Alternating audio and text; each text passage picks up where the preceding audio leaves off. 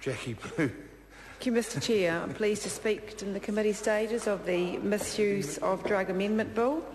And I certainly want to congratulate the Minister as well for bringing in the SOPs in part one, and they make provisions for the temporary drug orders, which are for these untested psychoactive drugs, which have caused so much harm in our society.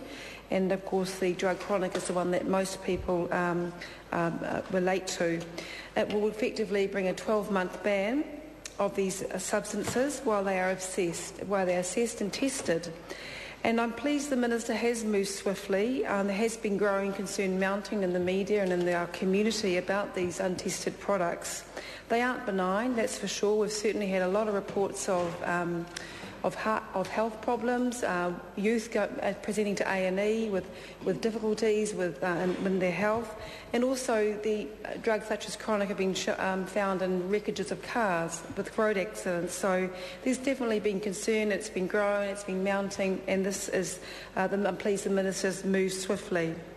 This law is expected to be in place by August the 5th, which means all 43 current products that are in this category will be off the shelves within that week, meaning that they will be tested and looked at and assessed over the following year. It is an interim measure. It's not meant to be a long-term solution, but we had to have an interim measure that was viable and workable, and this certainly is all of that. It's anticipated. I'm pleased that the Minister has made a comment that there will be a durable law in place sometime next year, but this will certainly be a stopgap measure, and I applaud him for that measure.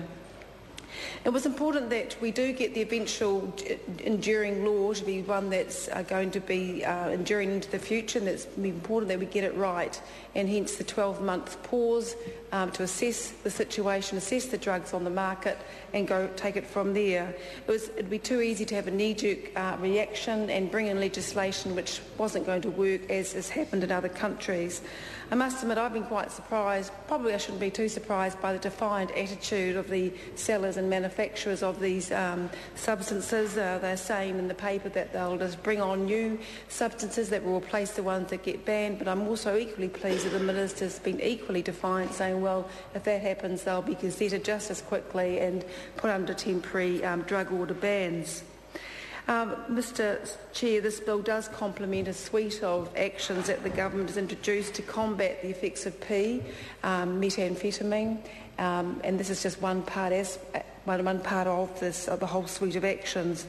There's no doubt that P, methamphetamine, has had a devastating effect on our community and our individuals. It's wrecked lives, basically, Mr Chair. Specifically, ephedrine and pseudoephedrine will now become Class B drugs, which means that they need to be on prescription, and you can no longer buy them across the counter, as has been the case. And we know that there are other alternatives for flus and colds, and I'm speaking of phenylephrine, which will be able to be bought across the counter. Of course, pseudoephedrine can still be a prescription medicine. I think the SOPs that the Minister has brought in send a very strong message to our community that we don't want our young people to be harmed by these untested psychoactive drugs, and that they have no place whatsoever in our society.